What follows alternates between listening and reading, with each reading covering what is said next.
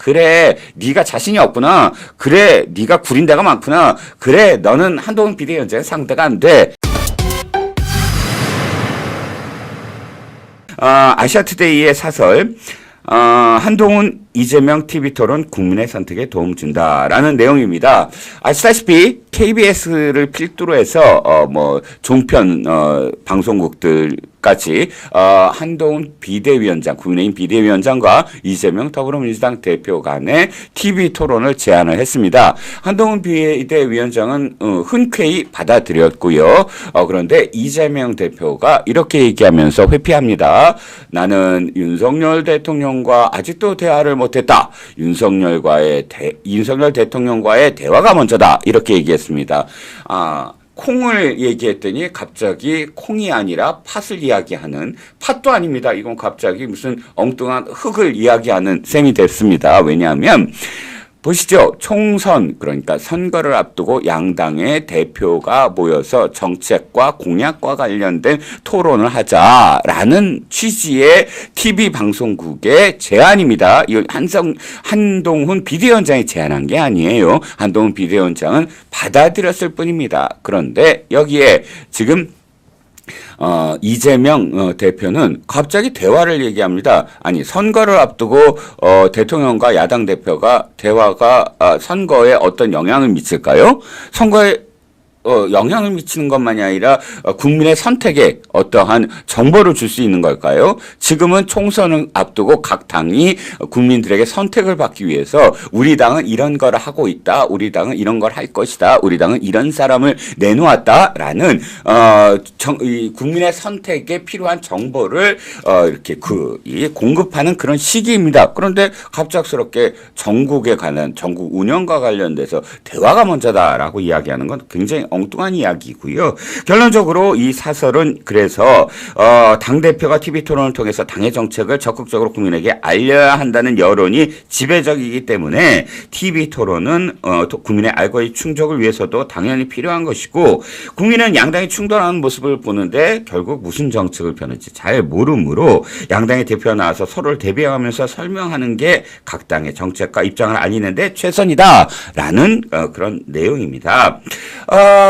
사실 이 사설이 지적하는 건 아주 원론적이면서도 정말로 필요한 이야기지요. 정치의 정보를 빨리 제공함으로써 결정에 도움을 주어야 된다라는 내용이고요. 그런데 이재명 대표는 참여하지 않고 있습니다. 계속 발뺌을 하고 있지요. 결국은 이재명 대표가 잘못 지금 선택을 하고 있는 겁니다. 이재명 대표는 나섰어야 돼요. 그리고 받아들였어야 돼요.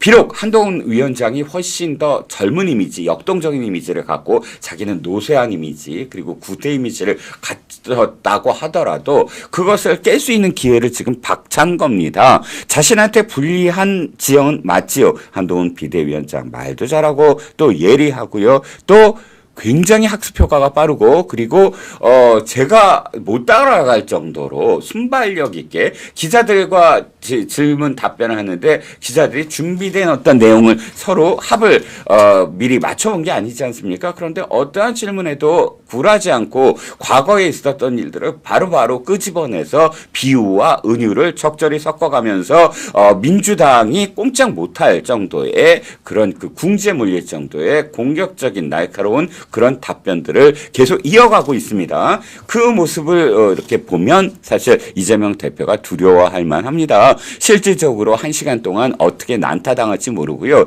또 이재명은 지금 사법 리스크가 있지 않습니까? 사법 리스크에서 당연히 지금까지와 똑같이 온갖 궤변과 온갖 그런 그 회피와 또 온갖 되치기, 물타기 이런 것들로 자신의 사법 리스크와 관련된 모든 것들을 빠져나가려고 하겠지만 상대가 지금 한동훈 비대위원장입니다. 한동훈 비대위원장의 그런 수법들은 아마도 국민들 앞에서 정말 노쇠하고 정말 거짓말이다라는 그런 인상을 당연히 주겠지요. 그리고 겁이 날 겁니다. 하지만 회피하면 회피할수록 이 이재명 대표에 대한 여론은 딱 한 가지입니다. 그래, 네가 자신이 없구나. 그래, 네가 구린 데가 많구나. 그래, 너는 한동훈 비대위원장의 상대가 안 돼. 이런 손가락질을 당연히 받을 수밖에 없습니다. 그러니까 사실 배짱도 없는 사람이고 보면 굉장히 쫄보잖아요. 한 당의 이 거대 정당의 대표라고 한다면 어려운 길이랄지라도 자신한테 불리할지라도 받아들이는 것 자체가 일단 지지자들을 결집하는 효과를 충분히 가져올 수 있다는 것. 그런데 그것마저도 지금 거부한다는 것, 즉 겁에 질렸다는 것을 자인하는 것입니다. 그러므로 지금 이재명 대표는 사천 논란과 함께 이 TV 토론마저도 회피함으로써 사법 리스크에 둘러싸인 자신의 처지를 그대로 입증하고 있다. 생각이 됩니다. 그래서 오늘 사설에서도 마지막 부분에 이렇게 하죠. 그러니까 이재명 대표는 TV 토론에 응하고 국정 현안에 토론하고 비전도 제시해야 한다라고 못을 꽝꽝꽝 박았습니다. 한마디 더 있군요. 정청래가 한동훈의 맞짱 토론 제안에 난 김건희 여사와 토론하겠다라고 했는데 이런 억지는 당과 이 대표를 욕먹일 뿐이다. 정청래가 민주당과 이재명을 욕먹이는 게 한두 번입니까?